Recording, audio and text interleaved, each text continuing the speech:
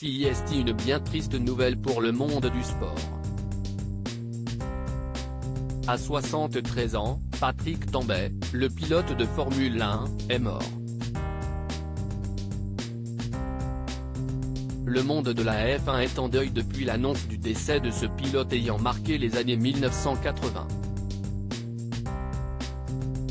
CIST, ce dimanche 4 décembre que la FIA annonce la mort de Patrick Tambay, est l'un des rares Français à avoir eu le privilège de conduire une Ferrari en Formule 1 et de gagner au volant d'un des mythiques bolides rouges. Frappé par la maladie de Parkinson, il avait dû lever le pied ces dernières années. Mais certaines accalmies de la maladie lui permettaient de retrouver ses amis pour boire un café près de la mairie du Canet, et se souvenir avec sourire de ses années chez Ferrari. Le pilote a rendu son dernier souffle à l'âge de 73 ans, comme l'a annoncé sa famille. Ce dernier nous a quittés mais aura marqué sa discipline avec 2 victoires en Grand Prix, sur 2 circuits mythiques, Hockenheim en 1982 et Imola en 1983.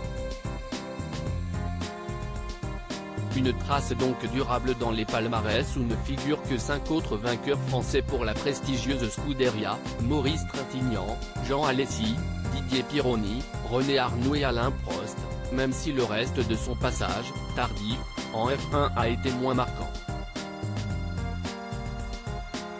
Patrick Tambay a toujours été considéré comme un gentleman driver au physique avenant et toujours aimable.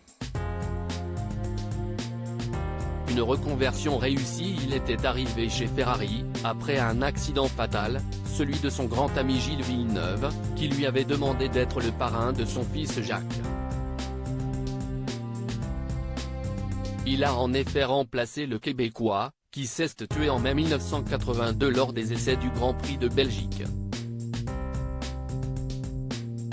Il a terminé 7e du championnat du monde en 1982, 4e la saison suivante, le meilleur classement de sa carrière. C'était sa première et dernière fois au volant d'une monoplace de haut niveau où il a collectionné les podiums.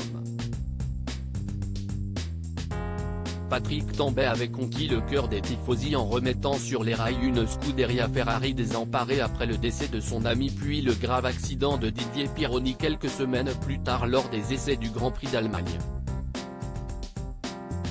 Après sa carrière, le grand sportif est devenu l'une des voix de la F1, au micro de Canal+, de RMC, de la 5 ou encore de Motors Télévision. Il était également devenu élu dans la petite ville du Canet, Alpes-Maritimes. Après avoir démarré comme adjoint au sport en 1995, avec dans son équipe le footballeur Christian Lopez et le volleyeur Alain Fabiani, il était ensuite devenu conseiller général et départemental, élu en 2002, 2008 et 2015 sous les couleurs des Républicains. Côté vie privée, il laisse derrière lui 3 enfants, Esti, Loïc né d'une première union et Adrien, issu d'un second mariage.